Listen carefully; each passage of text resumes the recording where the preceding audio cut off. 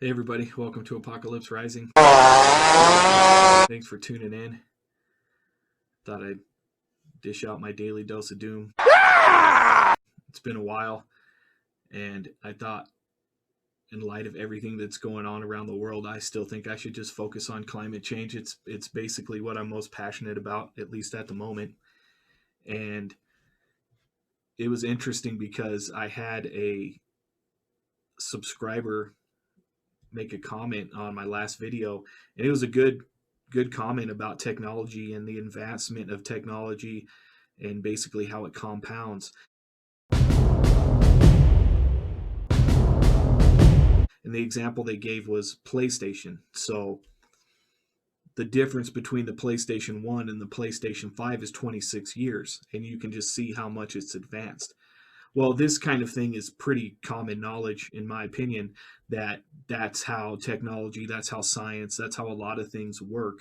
When you first innovate, it's going to take a while to work out the kinks, and then you can just continue on making things better through further iteration until you come to the point where it's super accelerated and you've got quantum computers. So what I did was I found this article here from Bloomberg.com, and this is Bloomberg Green, so I guess this is their publication on climate change. And the title of this article is Global Ice Melt Matches Worst Case Climate Scenario Study Says. So when you talk about compounding situations, we're also in that same position here with climate change, and it's called a positive feedback loop, and it's going pretty quickly. It's a pretty fierce positive feedback loop that we're in now. The first global ice loss survey using satellite data showed ice is disappearing faster in Antarctica and Greenland. I think the way that they're able to do this now is that they're using this satellite data, and it's something that is fairly groundbreaking. If I'm not mistaken, previously they used basically like ground samples, and it was a lot more expedition based, whereas this you can just look down from space and you can see over time what's happened to the climate.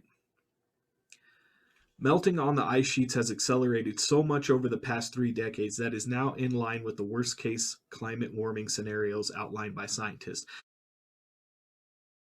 So this also goes to show what happens as technology advances. It also exposes things that we weren't aware of previously.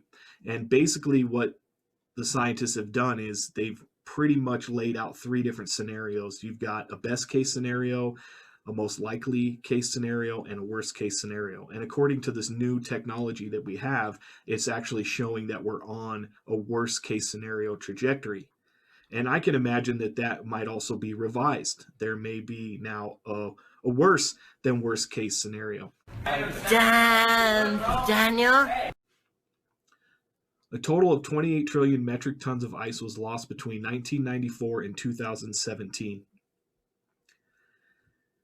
The research team led by the University of Leeds in the UK was the first to carry out a global survey of global ice loss using satellite data. So this is groundbreaking. It's something that we haven't done before.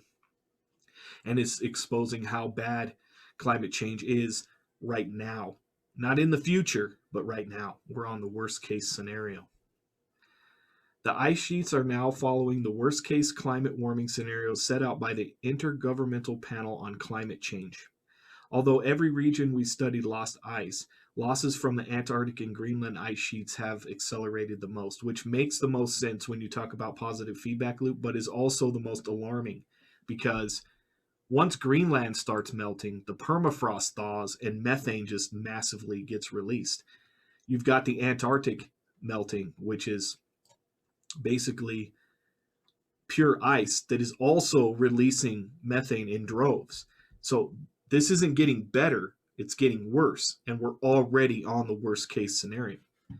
A lot of these scenarios, as I mentioned before, they leave out this right here, the actual emissions of methane from what's melting at the moment due to a warming planet. Ice melt from sheets and glaciers contributes to global warming and indirectly influences sea level rise, which in turn increases the risk of flooding in coastal communities. Not even just in coastal communities, but my personal opinion is this melting ice is just flooding everywhere. That's why we're seeing so many more floods. Earth's northern and southern poles are warming more than twice as fast as the rest of the planet.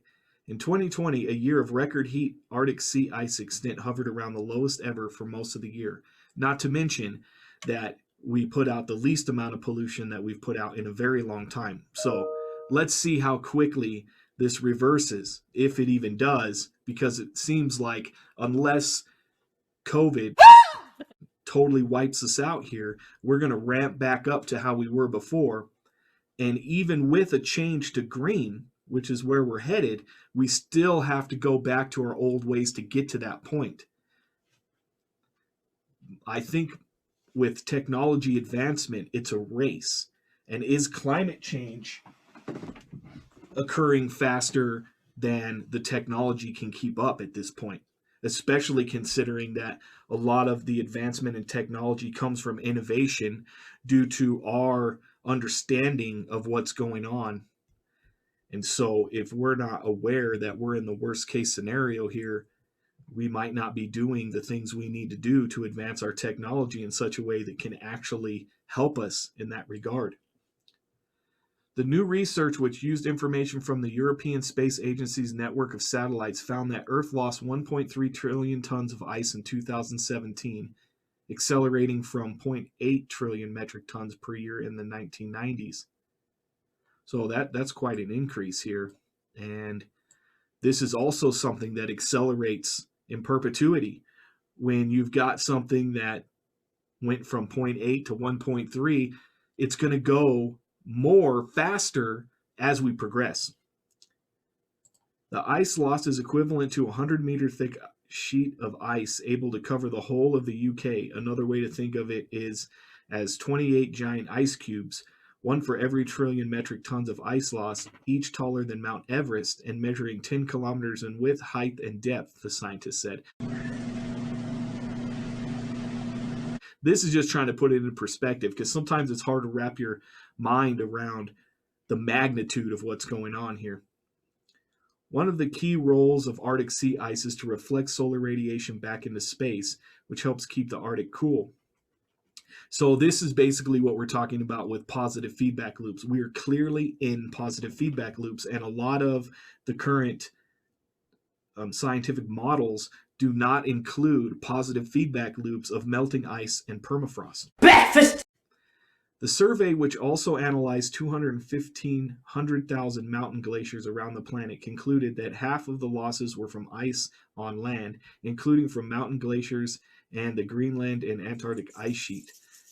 These losses have raised global sea levels by an estimated 35 millimeters. Well, as scary as that sounds, we're also talking about glaciers here.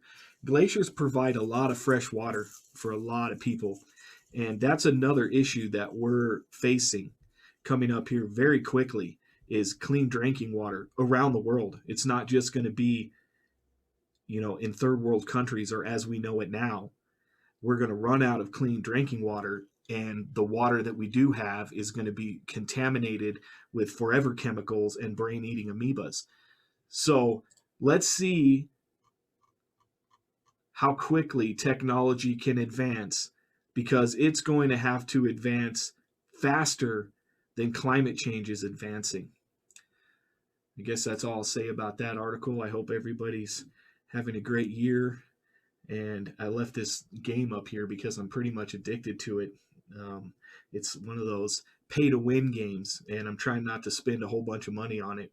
It's pretty hard because they know what they're doing. I mean, you want to talk about when humans go ahead and decide to put all their time and effort into designing things, we can come up with some really great stuff. It just seems like we choose to put our efforts into things like video games and making money, and that's about it. We don't really think about other things. And I'm very interested in technology. I follow technology closely. I'm especially interested in biotechnology, and robotics. And if what our solution becomes us transferring our consciousness into robots so that we can survive our climate, sure, that's a solution to the problem. But so is eating bugs. And I don't know how excited I am about those prospects. So I guess that's all I have to say for this one. We'll talk to you next time.